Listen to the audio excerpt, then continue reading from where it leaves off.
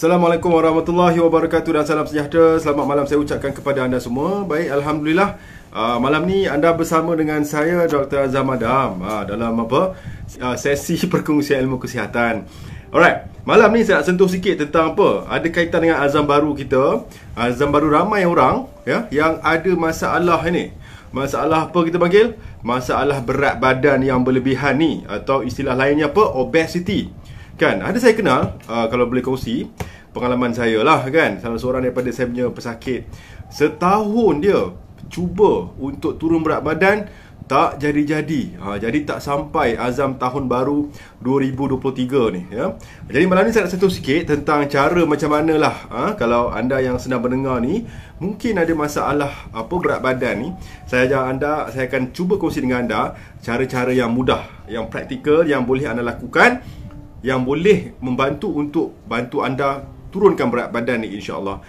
So, sebelum kita mula, saya mulakan dengan ucapan bismillah. Saya harapkan anda semua dapat ilmu yang bermanfaat, insya-Allah ya. Dan ilmu itu kalau anda amalkan dapat memberi impact kepada kesihatan dan kehidupan anda semua, insya-Allah ya. Sebelum saya minta, kalau boleh anda sudi mungkin boleh share, like dan komen sesi malam ni supaya orang lain juga dapat peluang yang sama untuk belajar dan dapat ilmu Baik, so kita terus ke topik berkenaan dengan masalah obesity ni.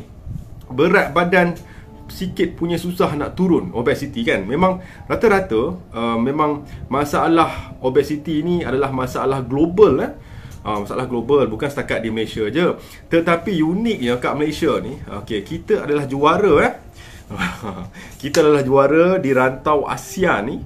Bukan setakat ASEAN, bukan Asian, Asia ni satu juara dengan kadar pesakit kencing manis yang paling banyak. Kita number one bandingkan, kalau di Asia ni, kemudian kita lebih kurang sama, macam nak dekat sikit lah dengan negara-negara India semua tu kan. Ni dari sudut statistik lah.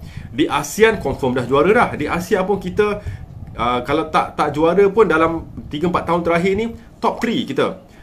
Penduduk negara yang paling banyak kena kencing manis. Bukan sekadar itu sahaja, penduduk negara kita juga adalah penduduk yang sangat obes, juga juara di rantau ASEAN ni malangnya, unfortunately. Bukan kita nak mendabik dada bangga tetapi begitulah keadaannya. Sebenarnya suatu benda yang berkenaan dengan obesity ni, atau berat badan berlebihan ni, adalah satu masalah yang boleh kita hindari. Is preventable, is curable, boleh dilakukan sesuatu kan. Jadi malam ni saya nak sentuh sikit tentang cara-caranya bagaimana.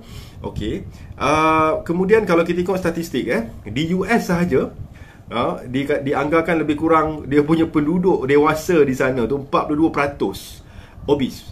Di Malaysia pun lebih kurang samalah. Penduduk dewasa berumur 18 tahun hingga ke 45 tahun, 42%-nya dalam kategori overweight, kalau tidak obes pun.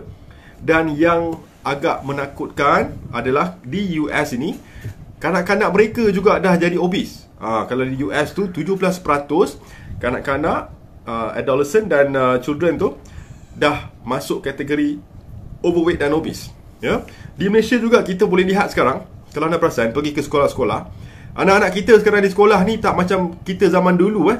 Zaman dulu kalau kita nak tengok kan, kawan-kawan kita lah, masa zaman saya 80s lah kan, 80s baby betul orang, cukup susah nak jumpa kan budak-budak yang badan besar ni. Tetapi sekarang cukup mudah anda nak tengok budak-budak badan besar ni.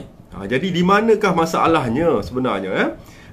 So perlu dilakukan sesuatu. Sebab macam ni, kalau budak-budak, misalkan seorang kanak-kanak tu di waktu kecil sudah ada masalah berat badan, sudah obes, bermaksud bila dia dah beranjak dewasa nanti, dia punya risiko nak kena kencing manis tersangatlah tinggi.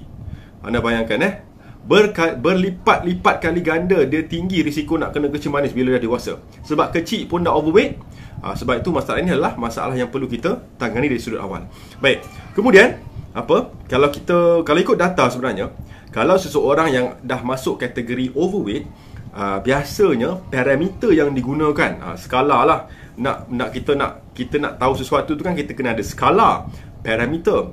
Parameter atau skala kita untuk mengetahui sama ada seseorang tu berat badan dia normal ke, atau overweight atau obese, melalui biasanya apa? BMI, Body Mass Index. So BMI ni ada, anda boleh type sendiri di Google. Dia apa nama tu, satu formula untuk mengukur yang anda akan masukkan anda punya apa? Anda punya berat badan, dan juga dimasukkan juga anda punya tinggi. So dia ada rumusan dia, berat badan dia bagi tinggi, okey, kali 2 semua. Dan bila dapat dia punya bacaan tu, BMI ni, Body Mass Index ni, bacaan normalnya haruslah dalam lingkungan apa? Bacaan 20 hingga 24.9. Itu kira normal lah. Macam tu, okey. Itu normal. Tetapi kalau ada juga istilahnya underweight. Underweight ni kalau bacaannya di bawah 15 hingga 19.5. Itu tak jadi isu sangat kalau underweight ni. Yang jadi isu bila dah overweight. Overweight bacaan BMI ni adalah 25 hingga 29.5 ke atas. Di atas 30 dah obese dah. Obese type 1, obese type 2 kan. So kita nak pastikan kita punya BMI ni dalam lingkungan 15 hingga 19.5. Baik. Tetapi hitungan BMI ni ada masalah sedikit. Dia tidak berapa accurate. Sebab Body Mass Index ni dia tidak mengambil kira apa nama tu, lean body mass. Dia tidak mengambil kira apa nama tu, kepadatan otot. Dia hanya mengambil kira apa? Body fat mass. Sebab itulah biasanya kalau nak lebih accurate BMI, kita ukur juga apa? Ukur lilit pinggang, waist circumference. Itu adalah tambahan yang lebih accurate. Ni semua untuk apa sebenarnya? Apa fungsi kita tahu kita punya BMI ni?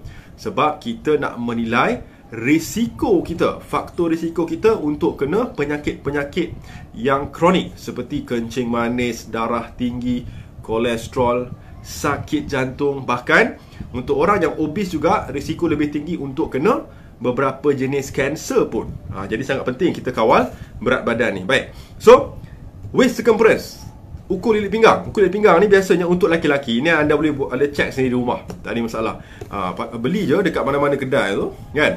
Tempat apa, measuring tape tu boleh cek. Untuk laki-laki, ukur lilit pinggang kat mana anda nak ukur?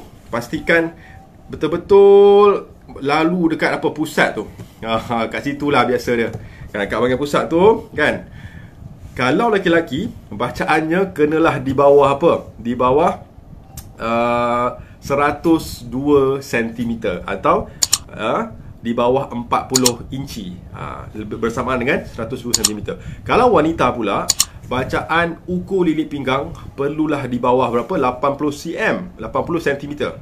Apa yang berlaku kalau lebih? Katakan anda cek ni, dah cek, doktor saya punya bacaan 110 lah, macam mana Itu bermaksud anda dah masuk kategori yang berisiko tinggi untuk kena sakit jantung, untuk kena kencing manis, darah tinggi, kolesterol. Jadi bacaan waist circumference ni lebih, kata orang, lebih accurate lah. Okay.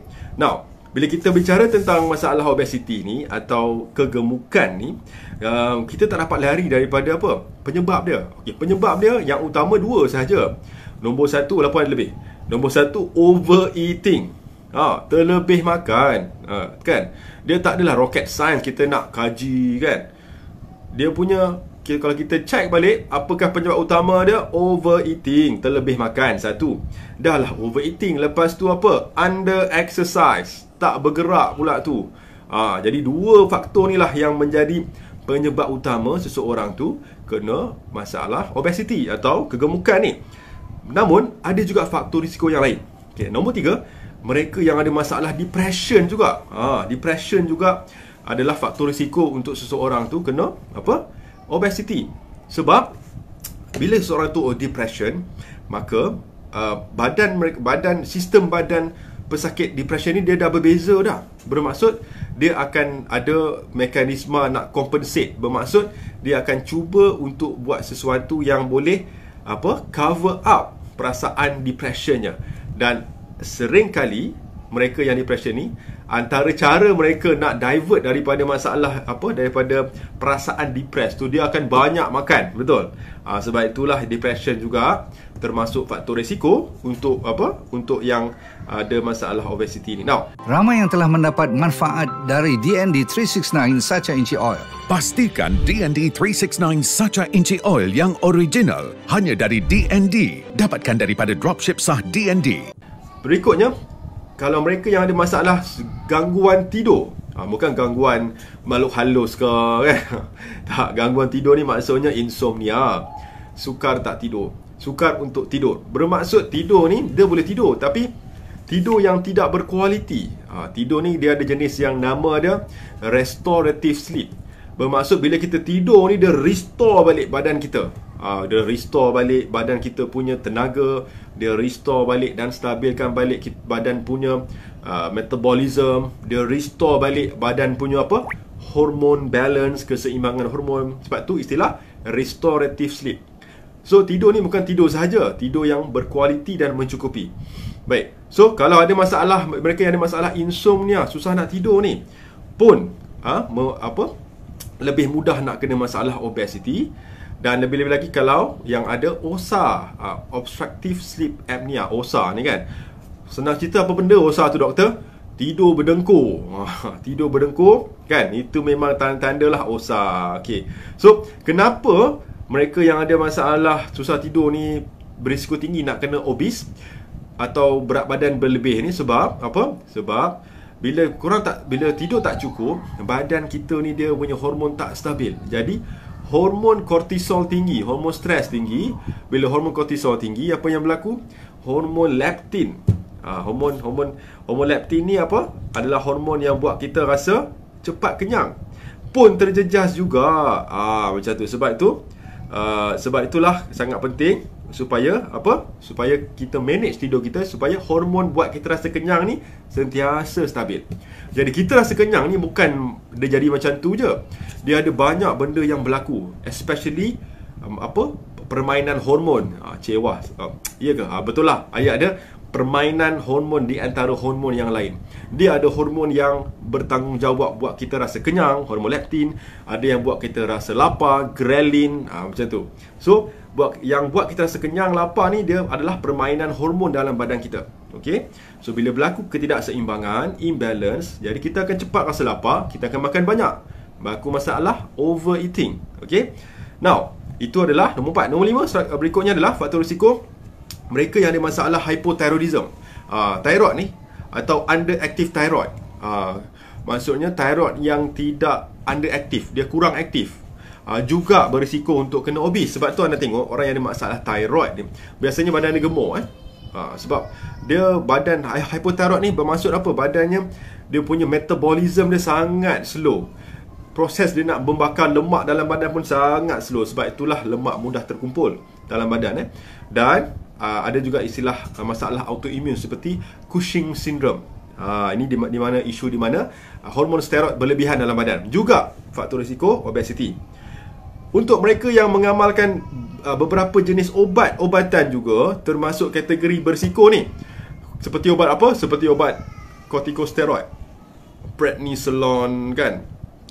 Itu antara obat steroid lah, corticosteroid. Itu semua sebab apa? Sebab anda buat mereka yang menonton ni, kalau anda perasan kalau anda pengambil obat steroid ni kan, cepat rasa lapar, betul tak? Cuba tanya. Kalau anda kenal sesiapa lah yang ambil ubat hormon ni, dia akan bagi tahu, betul lah, saya cepat rasa lapar, lepas tu asyik nak makan je. Sebab itulah penyebab faktor risiko untuk kegemukan ni, termasuk juga pengambilan obat steroid ni. Kemudian ubat-ubatan seperti obat kencing manis juga boleh menyebabkan masalah peningkatan berat badan, khususnya insulin. Jadi hormon insulin ni adalah hormon yang menggemukkan. Sorry. Ya ke? Bolehlah kita panggil nama tu hormon yang menggemukkan. Sebab apa? Hormon insulin ni adalah fat storage hormone. Hormon, apa maksud fat storage hormone? Bermaksud hormon insulin ni dia buat badan kita untuk menyimpan lemak berbanding dengan membakar lemak. Sebab itulah kalau hormon insulin terlalu tinggi dalam badan, maka seseorang itu akan jadi gemuk. Sebab badan dia asyik nak simpan je lemak, dia tak nak bakar lemak yang bersumber daripada pemakanan kita. Okey? So sebab itulah antara ubat-ubatan yang digunakan oleh pesakit kencing manis, apa dia? Cucuk insulin, betul. Jadi biasanya yang cucuk insulin ni, kalau anda tengok, rata-ratanya badan dia akan besar. Sebab begitulah, sebab badan dia asyik menyimpan lemak sahaja untuk pesakit-pesakit kencing manis yang on insulin. Okey, itu kita cerita lain. Now, next, apa lagi? Ubat-ubatan seperti antidepresan, anti-skizofrenia, ubat-ubatan PSY, atau untuk orang yang ada masalah gangguan kejiwaan juga boleh menyebabkan obesiti. Okey. Next, apa dia terakhir? Faktor genetik juga. Rupa-rupanya faktor genetik juga mainkan peranan. Bukan tak ada, ada mainkan peranan. Bahkan kalau ikut kajian, sebenarnya untuk seseorang tu lebih berisiko tinggi ada masalah obesiti ni kalau keluarganya itu, especially belah maternal atau paternal, belah bapa dia ke belah mak dia ni, ada keluarga yang banyak, rata-rata banyak yang berbadan besar ni, dia lebih tinggi risiko untuk berbadan besar. Sebab faktor risiko memainkan peranan juga, lebih kurang 60 hingga 70%. Macam tu so kita tak boleh nak tu. Tetapi tak semestinya kita terus give up. Alamak doktor, saya punya keluarga semua gemuk, saya tak kisahlah saya gemuk. Tak boleh lah macam tu. Sebab anda boleh lakukan sesuatu walaupun faktor risiko ada mainkan peranan, tetapi kena ingat, kita boleh lakukan sesuatu. Okey? Jangan menyerah, jangan berserah hanya pada faktor genetik. Sebab masih boleh banyak sahaja pesakit yang keturunannya semua badan besar, dia kurus, dia fit dan sihat. Ada banyak sahaja. Okey, kemudian terakhir apa dia? Faktor risiko lain untuk seseorang kena masalah obesiti ni adalah pencemaran. Dia dah tercemar, maksudnya badannya dah terdedah dengan bahan kimia, chemical toxins, yang bersumber daripada persekitaran. Contoh, chemical seperti aluminium, toxic metal aluminium, seperti mercury, seperti cadmium daripada asap rokok, aluminium biasanya daripada alat-alat solek, cosmetics, deodorant, semuanya, perfume, semuanya ada sifat hormon disruptor. Dia mengganggu fungsi hormon normal dalam badan, menyebabkan berlakunya lah ketidakseimbangan. Kita panggil haywire pergi dia punya hormon tu. Sebab itulah, kalau anda seorang pengguna alat-alat solek, kosmetik semua ni kan, dan anda ada masalah obes, mungkin antara langkah yang boleh anda lakukan, elakkan dulu daripada semua bahan-bahan kimia ni. Perfume, deodorant, sabun kan, yang semua yang chemical base ni kan. Sebab kita tak tahu sama ada bahan kimia yang terdapat dalam bahan tersebut yang adalah yang root cause dia, penyebab kepada badan anda susah nak turun. Okey, alright. So kita dah faham sedikit sebanyak tentang faktor risiko dan cara cara untuk kita atasi. Now, sekarang kita fikir balik, antara penyebab tadi apa dia? Nombor satu, overeating, terlalu banyak makan. So bila kita terlalu banyak makan ni, apa yang berlaku adalah sebenarnya tak ada isu kalau kita banyak makan, tetapi jenis makanan apa tu yang penting. Saya dah pernah sentuh sebelum ni. Makanan boleh dibagikan menjadi 3 sahaja kalau kita bicara tentang makro dia kan, secara umum. Okay, apa sahaja yang anda makan, nasi lemak, char kway teow, laksa Johor, laksa Penang, semua, kalau kita pecahkan dia, kita breakdown dia 3 aja. Nombor 1, dia akan termasuk dalam kategori karbohidrat. Nombor 2, protein. Nombor 3, lemak, fat. 3 ni je, macronutrients nama dia. Okey, di antara ketiga-tiga macronutrients ni, dia berbeza sifat dia, berbeza efek dia pada badan kita. Efek tersebutlah yang menyebabkan pemilihan makanan sangat penting. Okey, rupa-rupanya karbohidrat adalah jenis makanan yang menyebabkan perembesan insulin dalam badan kita. So kalau kita makan nasi contoh, atau makan roti, kan ada karbohidrat. So apa yang berlaku, badan usus akan memecahkan karbohidrat tersebut, akan cerna dan diubah menjadi glukos, simple sugar, glukos kan. Bila dipecahkan, glukos ada dalam darah, terus pankreas ni keluarkan hormon insulin. Jadi Apa fungsi insulin ni? Fungsi hormon insulin ni adalah untuk membawa gula ni masuk ke dalam sel dalam badan untuk diubah menjadi tenaga. So that is the basic. Itu basic dia. Okey. Yang menariknya adalah hormon insulin ni hanya akan dikeluarkan oleh organ pankreas hanya pada Ramai yang telah mendapat manfaat dari DND 369 Sacha Inchi Oil. Pastikan DND 369 Sacha Inchi Oil yang original hanya dari DND. Dapatkan daripada dropship sah DND. Makronutrients dari jenis karbohidrat. Kalau kita makan makanan tinggi dengan lemak, tinggi dengan protein, insulin tidak akan dirembeskan. Kalau ada pun sangat sedikit, insignificant. Sebab itulah, langkah strategi yang pertama. Sekarang kita pergi ke strategi. Cara macam mana untuk anda kawal masalah anda obesiti ni adalah anda kena kawal pemakanan. Anda kena jadi cerewet. Nombor satu, be picky eaters. Ingat tak masa kita kecil dulu kan, anak-anak kita ni dia ada istilah picky eaters kan. Sikit-sikit tak nak makan tu, sikit tak nak makan ni kan. So anda dah kena jadi picky eaters lah.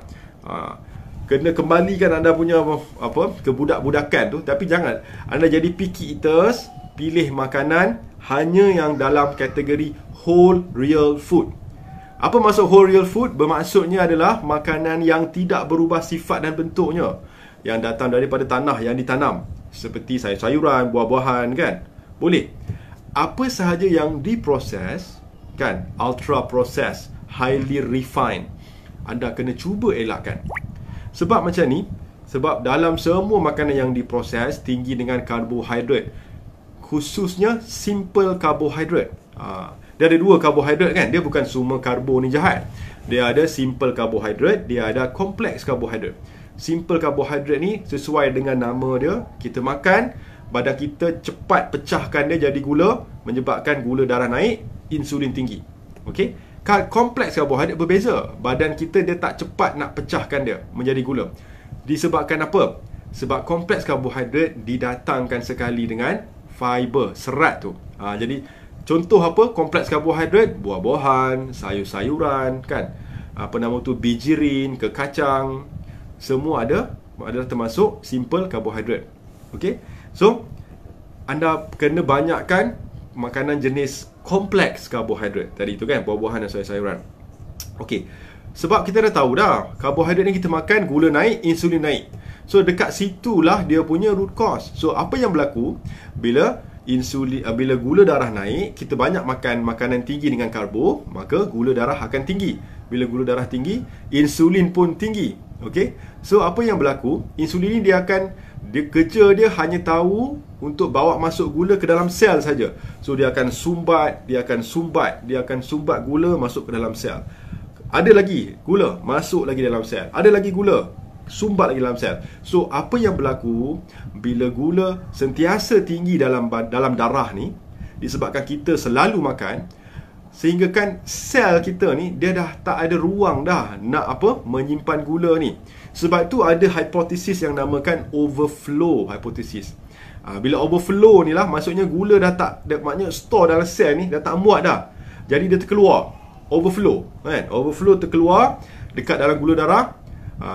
Jadi apa yang berlaku dekat saluran darah, gula darah tinggi, hyperglycemia, dan nombor 2 isu dia, hyperinsulinemia. Insulin juga tinggi. Jadi gabungan dua ni menyebabkan apa? Kerintangan insulin resistance. Jadi inilah yang menjadi masalah kepada orang yang ada masalah obesiti ni. Satu, gula darah terlalu tinggi, kemudian insulin terlalu tinggi. Dan kita dah tahu insulin ni apa fungsi dia? Sifatnya fat storage. Dia akan menyebabkan badan menyimpan lemak. So di mana tempat simpanan lemak yang favourite? Dah tentu the primary dekat mana? Dekat hati. So dekat hati. Sebab itu orang yang obes di luar ni kan, badan besar ni, kalau kita buat ultrasound, hampir pasti hati dia juga berlemak, fatty liver.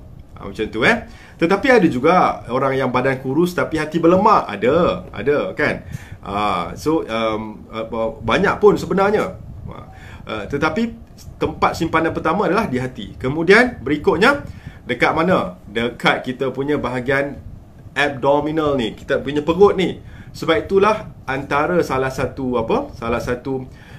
metabolic syndrome ni, kan ada 5 tu. Salah satunya apa dia? Central obesity, bermaksud perut boroi, senang cerita. So itu adalah gejala dan tanda anda ada masalah metabolik. So kalau anda yang menonton sekarang ada masalah perut boroi ni, itu anda dah sebenarnya termasuk dah lengkap tik satu kategori metabolic syndrome, masalah. Cara nak ukur macam mana? Doktor macam mana tadi? Kena ingat, anda cari apa nama pita ukur tu. Ada check anda punya waist circumference, kan. Bacaan untuk laki-laki dia tak boleh, okey, dia tak boleh lebih pada apa tadi? Pada 102 cm. Wanita tak boleh lebih pada 80 cm. Kalau dah lebih tu bermaksud anda dah boroi lah. Simple as that, okey. So lebih bermaksud anda lebih berisiko untuk kena kencing manis, darah tinggi, kan, sakit jantung. Baik. Now, so kita dah kena pastikan apa? Nombor 1 strategi, kurangkan makan makanan yang diproses. Sebab makanan proses confirm penuh dengan refined carbohydrate, karbohidrat yang simple tadi tu. Dan malangnya dalam makanan proses juga dipenuhi dengan apa? Fructose. Now, fructose ni adalah gula. Gula ada 3. Dia banyak sebenarnya. Basically dia ada fructose, ada glucose, ada sucrose. Okey, simple sugar, gula yang biasa kita makan, gula halus tu, sucrose lah. Okey. Tetapi dalam sucrose juga terdapat fructose dengan glucose, macam tu, 50% macam tu. Tetapi efek dia kepada gula darah berbeza. Yang buat rasa manis kita makan tu, kan, kalau kita makan buah dia ada 2, dia ada fructose dan juga glucose. Yang buat kita rasa sedap manis tu adalah fructose. Tetapi fructose tidak meningkatkan kadar gula darah. Impact dia tak terlalu tinggi. Glucose itulah yang menjadi masalah dengan sucrose tadi tu. Okey. So anda kena kurangkan, kena amalkan low carbs diet rendah karbohidrat, dan of course lah kena hindari fructose yang diproses. Khususnya apa? High fructose corn syrup. High fructose corn syrup ni kita tak biasa dengar sebab apa? Di label belakang setiap produk yang di package kan ni, dia ubah-ubah nama, dia pandai. Dia ubah maltodextrin, dia ubah aspartame, dia ubah nama-nama yang pelik-pelik, nama-nama saintifik yang memang orang awam tengok sekali dah macam dah tak nak baca dah. By default. So this is industri pemakanan, kan. Kalau dia letak high fructose corn, ada kadang-kadang anda boleh check, dia tulis high fructose corn syrup. Ketahuilah bahawa high fructose corn syrup tu adalah sebenarnya gula yang sangat-sangat merosakkan kesihatan. Dan malangnya semua makanan proses yang air dalam tin, air dalam kotak semua ni menggunakan high fructose corn syrup ni, pemanis ni. Sebab apa digunakan? Sebab antara semua pemanis-pemanis buatan ni, high fructose corn syrup ni lah yang paling paling economical, paling murah. Rasanya sangat manis tapi sangat murah. Jadi orang-orang yang dalam industri ni sukalah, kan. Orang yang nak buat bisnes, bagi mereka kan dia nak high profit margin. Itu saja yang mereka fikirkan, all this business. Sebab itu banyak menggunakan high fructose corn syrup. Sebab itulah kita perlu elakkan makanan yang diproses ni. Okey? Dalam tin, tak kisah apa saja dalam tin tu mesti gunakan punya gula ni, fructose ni. So low carbs dan tinggalkan fructose. Okey, gula yang dalam proses food ni. Okey, tu the first strategy. Bila anda dah ubah semua tu, okey, anda kena buat strategi nombor 2. Anda kena kurangkan frekuensi makan. Jadi makanan dah cun dah, katakan anda dah jadi picky eaters, seorang yang cerewet nak makan. Alhamdulillah, dah bagus dah. Cerewet dari segi tak makan benda-benda yang bersifat sampah ni, makan benda-benda yang whole real food. Now, the next step adalah anda perlu kurangkan frekuensi pemakanan. Okey? Sebab kita makan 3 kali sehari ni, breakfast, lunch, dinner ni, kan, sebenarnya tidak sesuai dengan fitrah kita. Fitrah kita secara fisiologinya adalah kita cukup sekali atau 2 kali sahaja makan. Fitrah dari sudut fisiologi. Sebab kalau kita fikir balik, nenek moyang kita dulu, kan, mereka kan bukan orang senang, dan biasanya mereka tak banyak makan pun. Kalau makan pun sedikit. Lepas tu jarak antara each meal tu biasanya sangat jauh. Dia tak macam kita. Sebab mungkin waktu tu susah, kemudian nak dapatkan makanan pun susah. Tetapi yang bagusnya, itu adalah sebab kenapa orang-orang dulu dia punya umur mereka lebih panjang berbanding dengan kita. Sebab itulah kita nak jadi sihat, kita kena kurangkan makan. So limit you punya pemakanan, diet, you punya meal ni once or twice a day sahaja. Maksudnya sekali atau 2 kali sehari sahaja. Jangan makan 3 kali sehari. Ramai yang telah mendapat manfaat dari DND 369 Sacha Inchi Oil. Pastikan DND 369 Sacha Inchi Oil yang original hanya dari DND. Dapatkan daripada dropship sah DND. Saya punya cara, saya suka macam ni. Saya suka skip breakfast. Walaupun masa kita kecil dulu apa orang cakap? Breakfast is the most important meal. Betul Jangan skip breakfast, nanti gastrik. Walaupun ada sedikit, saya boleh agree sikit lah, dalam 30% saya agree tetapi tak ada masalah pun kalau kita skip breakfast. Sebab apa? Sebab badan kita ni Allah jadikan cukup sempurna. Ada satu mekanisme yang dipanggil sebagai the Dawn Phenomenon. Anda boleh Google check nanti Dawn Phenomenon ni apa maksud dia? Maksudnya badan kita ni Allah jadikan cukup baik. Waktu pagi tu, gula dalam darah ni dia akan secara automatik naik sedikit, lebih tinggi berbanding daripada paras normal.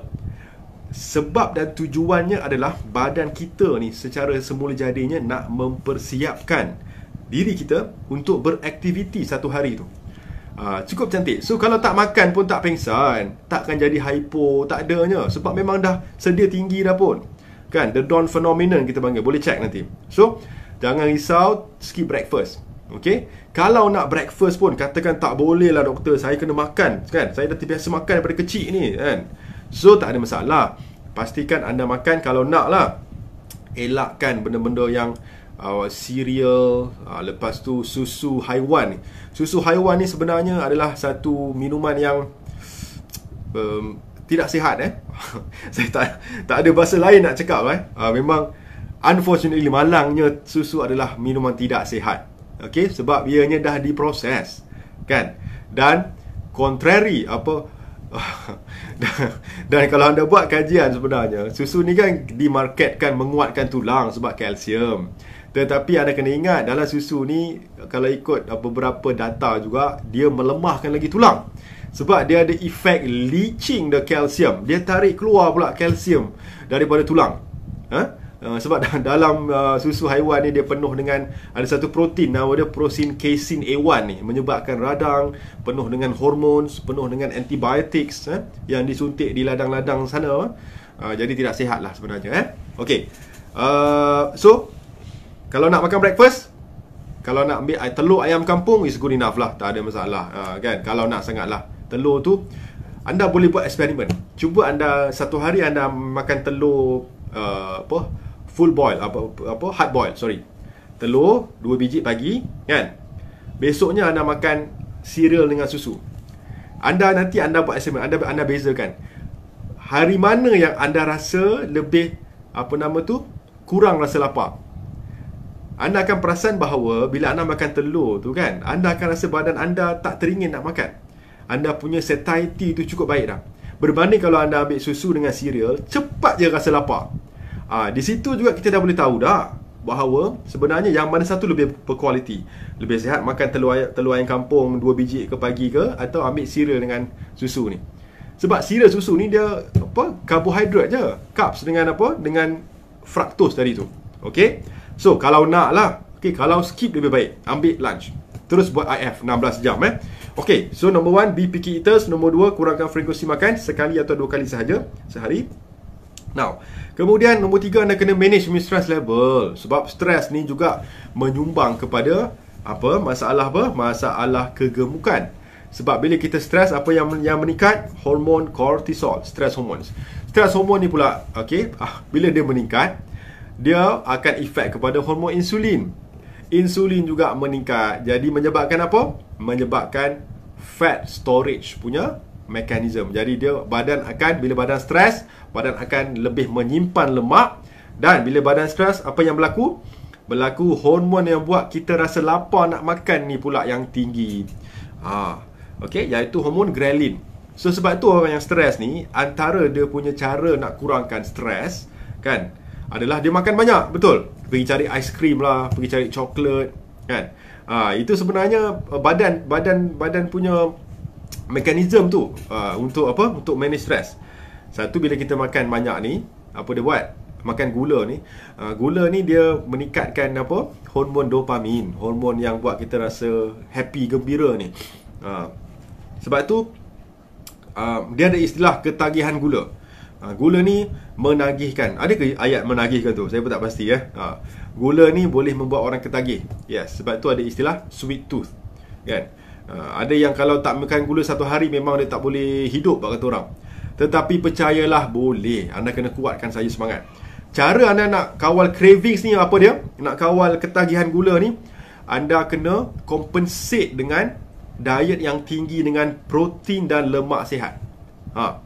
Dan of course tingkatkan pengambilan air. Okey. So kalau anda nak kawal masalah craving gula ni, anda pagi tu anda kena tingkatkan lemak sihat. Ambil minyak kelapa dara, minyak zaitun, kemudian apa lagi? Minyak red palm oil, kemudian minyak avocado pun sihat. Ambil buah avocado, makan ke kacang, kecuali kacang tanah. Semua ni boleh membantu anda mengawal ketagihan gula ni. Okey. Dan protein anda ambil protein yang berkualiti. Contoh, anda boleh ambil tahu, tempe kan. Telur ayam kampung, pastikan organik lah, pun sihat.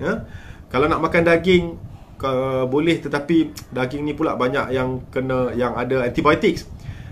Carilah yang grass fed beef, yang lembu yang dibagi makan rumput, atau istilah dia wagyu. Wagyu tu kan, lembu yang dibagi makan rumput tu. Okey, kalau nak lah. Okey, tu nombor 3, manage your stress level. Nombor 4, apa lagi? Nombor 4, anda kena pastikan tidur anda berkualiti. Sebab tidur ni sifatnya restoratif. Dia boleh restore balik semua benda-benda yang dah tak stabil dalam badan. Okey, dia boleh bantu stabilkan hormon, dia boleh bantu stabilkan kita punya metabolisme, bantu stabilkan gula dalam darah.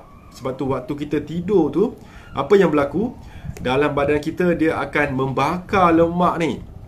Lemak yang berlebihan dia akan bakar balik bila kita tidur Dan apa yang berlaku bila kita tidur pula, hormon leptin, hormon yang buat kita rasa kenyang ni akan sentiasa optimal, akan sentiasa normal. Jadi kita takkan rasa lapar lah waktu kita tidur tu, kalau kita dapat tidur yang berkualiti. Kalau tidur tak berkualiti, tak nyenyak, memang bangun tidur tu nak makan je lah. Betul kan? Tiba-tiba dah terbangun tidur pukul 3 pagi. Ada orang tu biasa dia pergi mana? Dia pergi ke kitchen untuk makan. Itu ada masalah gangguan hormon lah tu, gangguan hormon leptin. Okey. Dan cara nak counter dia apa lagi? Antara cara nak stabilkan hormon leptin ni adalah apa? Sebab apa yang berlaku adalah hormon leptin ni hormon yang buat kita rasa kenyang, tetapi ada isu leptin resistance. Walaupun hormon tu ada, tapi badan tak dapat nak tangkap signal kita dah kenyang. Dan perlu diingat bahawa hormon ni juga sangat memainkan peranan untuk kita, bukan setakat rasa kenyang, tetapi buat kita rasa mudah untuk tidur. Sebab tu orang tak cukup makan, dia akan susah nak tidur, betul? Sebab dia juga ada kaitan dengan hormon melatonin, hormon untuk tidur. Okey. Nombor 5, terakhir adalah movement. Bergerak. Anda kena bergerak dan bergerak. Okey. Sebab dengan pergerakan lah baru anda punya aliran darah lancar. Dia tak ada shortcut kan? Dia tak ada shortcut, memang kena bergerak. Tetapi macam ni, anda kalau diikutkan what we call this saranan, anda disarankan untuk bergerak atau exercise 150 minit dalam seminggu. Alright, so kalau kita divide, bagi 7 berapa? 150 minutes tu, lebih kurang 20 ke 30 minit sehari lah kan? Okey. So, kadang-kadang bila kita bicara tentang teori ni, saya tak boleh lah doktor kan. Alamak, saya sibuk lah, kena kerja lah, naik Grab semua kan. So, konsep dia macam ni. Okay, no matter how much, seberapa kecil atau anda punya pergerakan ni, asalkan bergerak dah cukup baik. Tak perlu perfect. So, konsep dia janganlah nak tunggu perfect, pakai baju sukan, beli kasut baru nak bergerak, tak payah. Antara cara yang paling mudah untuk anda bergerak adalah dengan banyakkan berjalan je. banyakkan berjalan. Kalau ikut saranan berapa? 10,000 langkah. Okey, kalau ada yang jam boleh check tu pun lebih bagus kan. So banyakkan berjalan. Antara cara nak banyak berjalan macam mana? Okey, kalau nak pergi kedai dekat rumah anda tu, tak payahlah naik motor atau naik kereta, cuba berjalan sahaja. Try. Memanglah dia susah kan, malas doktor, tetapi make a point. Kan, kuatkan semangat nak berjalan sebab dia ada efek kepada anda ni. Ramai yang telah mendapat manfaat dari DND 369 Sacha Inci Oil. Pastikan DND 369 Sacha Inci Oil yang original hanya dari DND. Dapatkan daripada dropship sah DND. So banyakkan berjalan. Lepas tu kalau di tempat kerja, cuba naik tangga kan. Buat apa nama tu, kalau janganlah naik tangga 50 tingkat. 3-4 tingkat kira okey lah tu kan. Kalau kat office saya 3-4 tingkat, boleh lah. So banyakkan berjalan. Kalau dapat hujung minggu ni, ajak adik keluarga pergi ke taman. Pergi ke taman untuk apa? Beriadah kan, jogging ke, brisk walking ke, naik basikal kan. Pastikan setiap minggu tu ada aktiviti bersama keluarga di outdoor. Jadikan, masukkan dalam jadual keluarga anda tu. Okey, sebab ini semua akan mainkan peranan kepada anda punya masalah obesiti ni. Okey, kemudian kalau kita cerita sikit tentang sentuh sikit tentang pemakanan tadi kan. So pemakanan tadi, anda dah jadi picky eaters, anda kena memilih dalam memakan ni. Dan kenapa anda perlu ambil protein, makanan tinggi protein, tinggi lemak sihat? Sebab bila anda makan makanan tinggi protein, anda dah akan rembeskan satu hormon nama dia peptide YY. Itu nama hormon tu, peptide YY. Kalau peptide YY ni apa dia buat? Dia akan tekan rasa lapar. Kalau anda makan tinggi lemak sihat pula, minyak kelapa dara, minyak zaitun, hormon cytokine pula dirembeskan untuk tekan nafsu makan. So semuanya adalah berkaitan dengan hormon bila anda kawal nafsu makan. Okey, dan terakhir saya lupa sentuh tadi, anda kena amalkan IF, intermittent fasting. IF ni adalah puasa yang tidak makan, minum sahaja. Saya dah ulang banyak kali, very simple. Anda nak buat IF ni, anda makan awal pukul 8 malam. Okey, 8 malam ke atas anda dah jangan makan, minum sahaja. Minum. Paling best, paling bagus kalau anda dapat siapkan 1.5 liter air, letak 3 cubit garam. Garam Himalaya ke, garam Celtic Sea Salt ke kan, garam janji ada. Sebab bila anda letak garam, anda dah ubah air tu jadi air electrolyte. So 8 malam berhenti, sampai 8 pagi besok dah berapa jam? 12 jam, betul. Skip breakfast. Breakfast jangan ambil, walaupun buah sekalipun. Ambillah minyak kelapa dara 1 sudu, minyak zaitun 1 sudu dan teh green tea. Okey, yang dibenarkan sewaktu IF ni adalah 0 calorie drinks. Kopi O pun okey lah, teh green tea okey. So breakfast itu saja dengan lemak sihat tu. Kemudian sampai pukul 12 tengah hari. So 12 jam, tambah lagi 4 jam, dah berapa jam? 16 jam. So anda buka puasa IF, makan tengah hari pukul 12. So very simple. Anda prolongkan sahaja, panjangkan sahaja jeda waktu anda tak makan, minum. Okey, kalau anda dapat buat ni, anda akan nampak kesan penurunan berat badan anda. Okey, so insyaAllah, alhamdulillah, saya rasa cukup sekadar sampai di sini. Terima kasih banyak semua kerana sudah hadir. Saya harap anda semua dapat ilmu yang bermanfaat. InsyaAllah anda boleh cuba amalkan semampunya. Saya doakan anda, jika ada masalah obesiti ni atau dalam mungkin tidak sihat, saya doakan anda semoga dipermudah urusan, diberi kekuatan, diberi kesembuhan dan syifa, insya-Allah, amin. Terima kasih banyak semua. Selamat malam, selamat berehat. Assalamualaikum. Let go dan feel good.